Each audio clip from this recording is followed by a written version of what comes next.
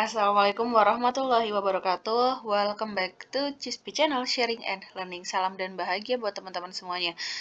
Malam hari ini kita akan bahas soal untuk persiapan teman-teman UKPPPG, lebih tepatnya di UTBK-nya ya, ujian tertulis berbasis komputer gitu tentunya. Nah, UKPPPG itu sendiri ada UKIN dan juga UTBK. UTBK itu terdiri atas PCK dan juga SJT, di mana di situ ada soal pilihan ganda biasa, ada soal pilihan ganda kompleks, dan juga ada soal studi kasus gitu. Jadi lumayan bervariasi ya nanti soal-soalnya ya.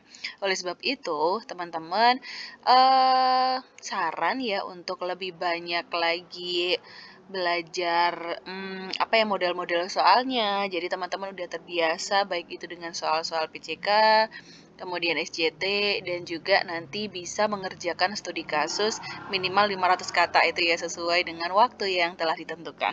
Oke, sebelum kita lanjut jangan lupa teman-teman like video ini, subscribe dan juga nyalakan lonceng notifikasi supaya tidak ketinggalan update video selanjutnya. Follow juga ya Instagram aku di @cispi_47 @cispi_47. Oke, untuk kali ini kita fokus di soal pedagogic content knowledge. Ini bisa untuk belajar teman-teman PPG baik di tahap 1 maupun tahap 2. Jadi pastinya kalau teman-teman udah mulai belajar ini, teman-teman pasti sudah selesaikan alur dari yang ada di modul gitu, termasuk untuk teman-teman yang guru penggerak. Nah, kalau guru penggerak ya langsung aja nih, langsung masuk ke soal-soal di UTBK gitu ya.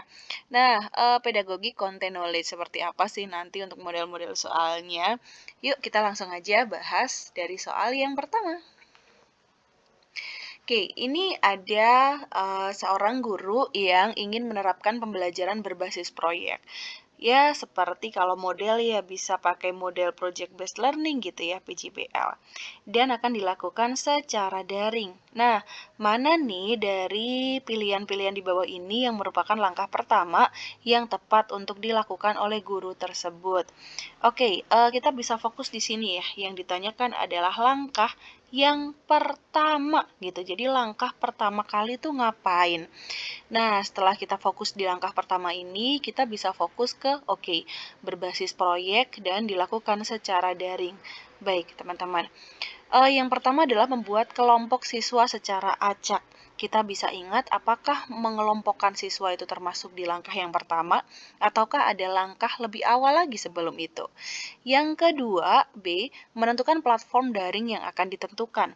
Nah, kita nantinya akan pakai platform apa tuh? Karena di sini ada disampaikan secara daring gitu ya. Yang C, menetapkan jadwal presentasi proyek. Nah, di dalam project based learning memang ada penjadwalan presentasi gitu ya. Ada penjadwalan untuk proyeknya, ada juga penjadwalan untuk presentasi. Nah, pastinya kalau untuk menetapkan penjadwalan pastinya bukan ini, bukan di langkah-langkah yang di awal banget atau pertama yang dilakukan. Kemudian yang D, membagikan materi pembelajaran. Tentunya materi pembelajaran udah masuk ke kegiatan-kegiatan inti ya, makanya tidak dilakukan di awal-awal. D juga bukan pilihan yang tepat.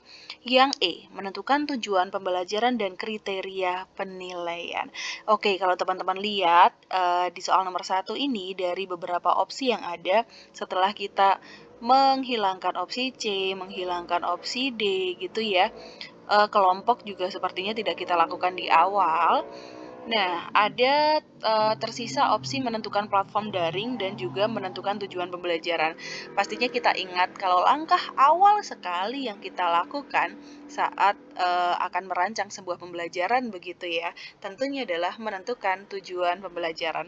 Kalau teman-teman masih ingat juga salah satunya kemarin yang dipelajari adalah prinsip understanding by design gitu. Nah, masuk ke situ. Jadi tepat sekali nomor 1 jawabannya adalah yang E nih teman-teman. Selamat yang udah jawab E. Next, kita ke soal nomor 2. Nah, di nomor 2 itu, salah seorang guru ingin menerapkan model pembelajaran flip classroom. Teman-teman pasti tahu ya flip classroom ya, di mana ya mirip-mirip dengan blended learning gitu. Jadi ada kelas daringnya, ada kelas tatap mukanya gitu. Manakah dari berikut ini yang paling tepat dilakukan saat pertemuan tatap muka di kelas? Oke, jadi kita fokus di tatap muka saat di kelas. Kalau flip classroom, Biasanya ketika daring itu peserta didik adalah mempelajari materi-materi ya, bisa berbentuk video gitu rata-rata. Jadi video sudah dipelajari dulu, kemudian nanti ketika tatap muka, apa nih yang akan dilakukan oleh peserta didik? Oke, yang A, menjelaskan materi baru. Nah, materi ini biasanya udah masuk di daringnya gitu, di video yang sudah dibagikan. Jadi sepertinya bukan ya.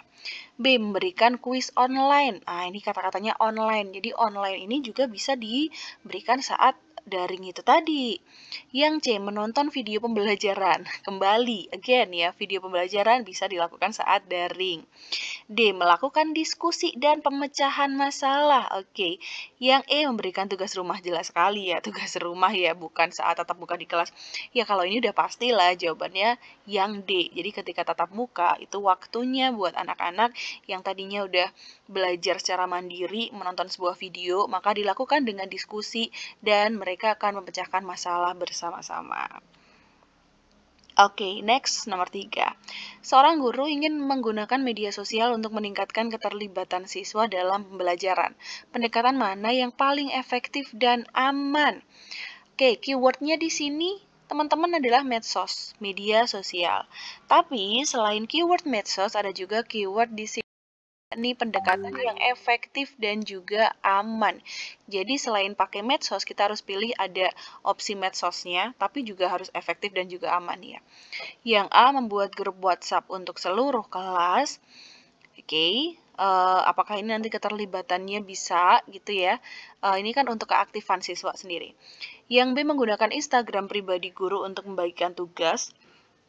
Kalau untuk aman dan efektif, coba kita ke opsi yang C, membuat halaman Facebook kelas yang terbuka untuk umum, apalagi ini terbuka untuk umum gitu ya.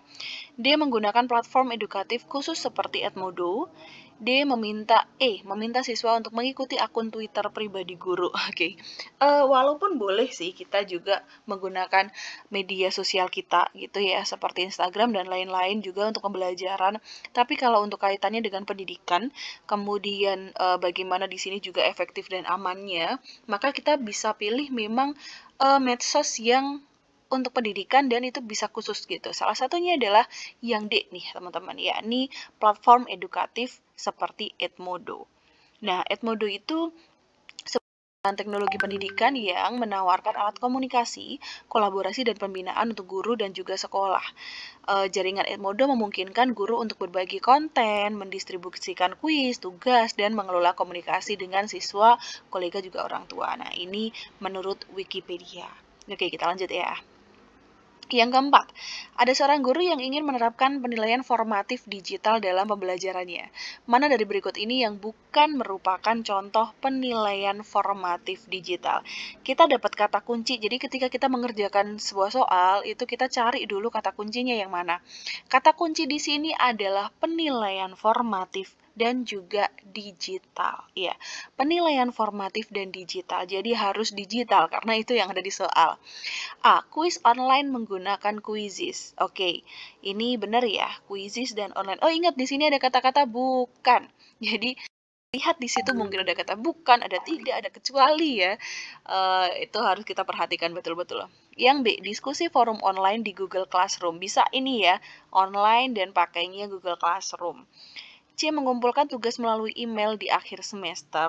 Oke, D, survei pemahaman siswa menggunakan Google Form.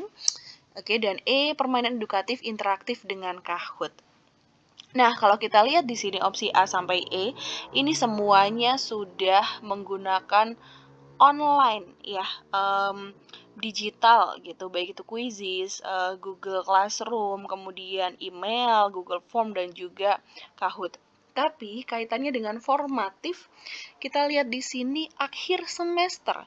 Nah, akhir semester itu adalah sumatif, lebih kepada penilaian sumatif.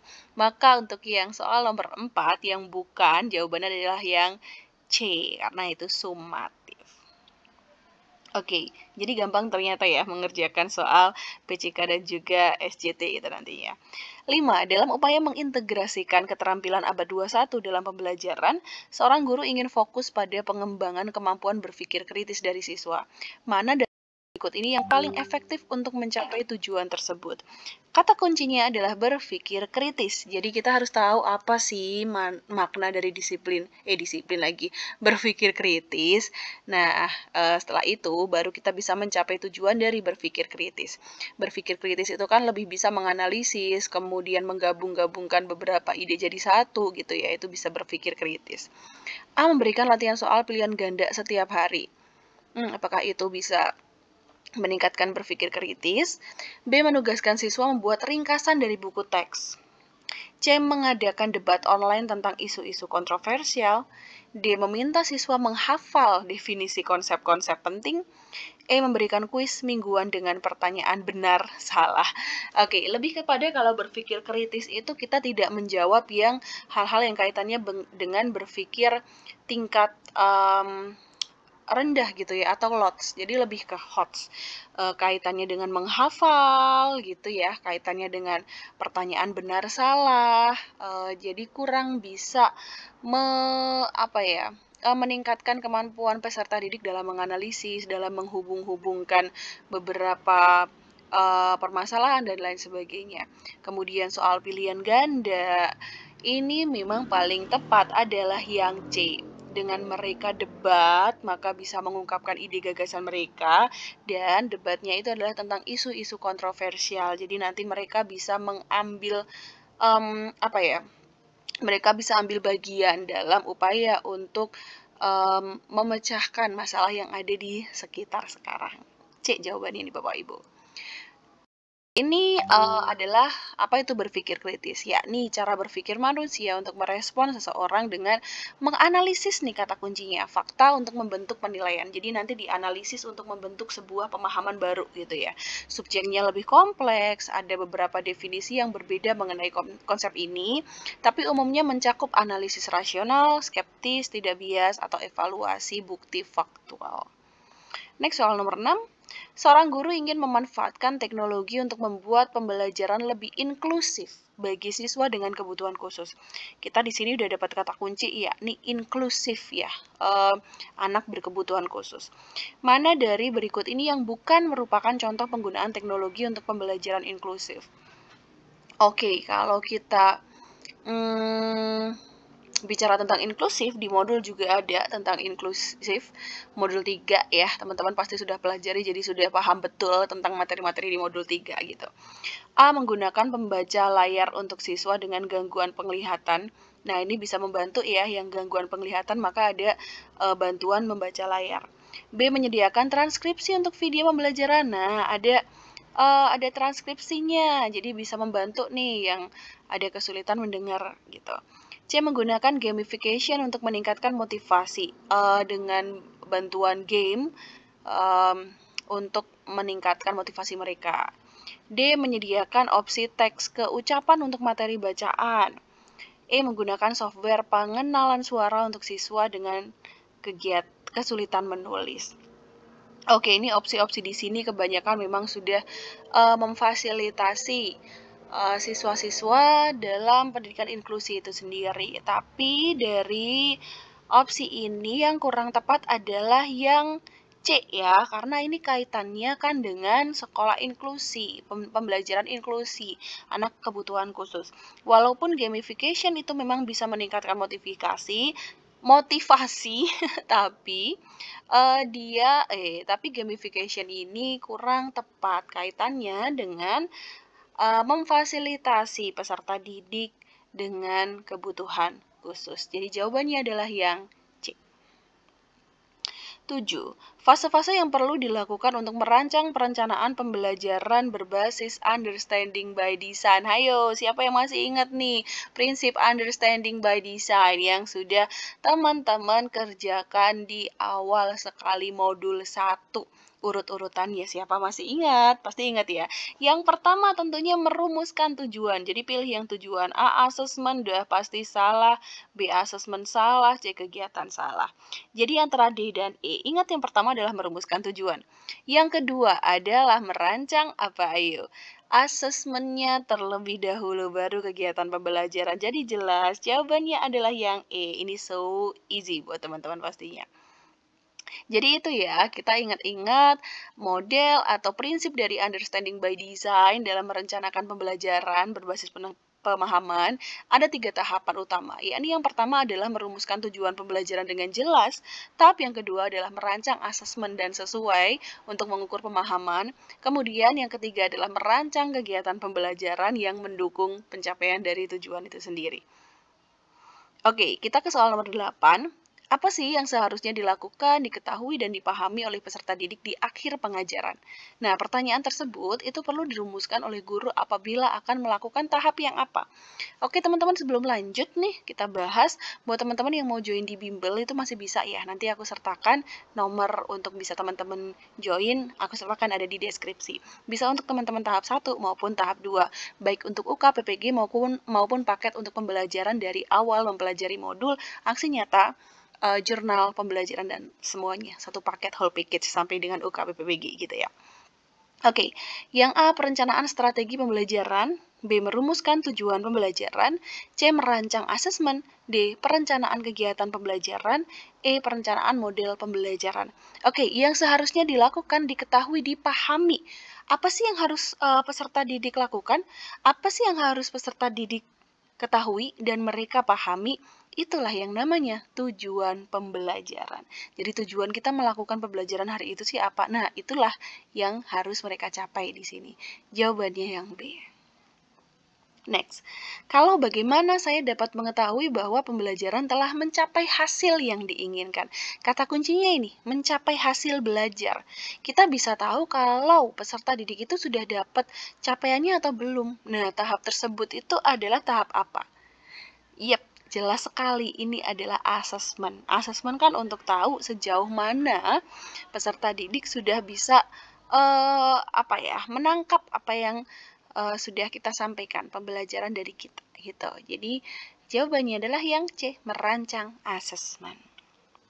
Oke, teman-teman, mungkin sekian yang bisa aku sampaikan kali ini ya. Tidak ada 20 menit gitu. Kita akan lanjut lagi dengan soal-soal selanjutnya. Bisa PCK lagi, bisa SJT lagi. Mungkin juga bisa bahas studi kasus. Jadi teman-teman bisa request juga di kolom komentar. Kira-kira materi apa sih yang teman-teman ingin dibahas gitu ya. Silahkan juga yang mau ikut bimbel, kita masih buka gitu teman-teman. Oke, sampai jumpa di video-video selanjutnya. Salam CISP Channel Sharing and Learning. Wassalamualaikum warahmatullahi wabarakatuh. See ya.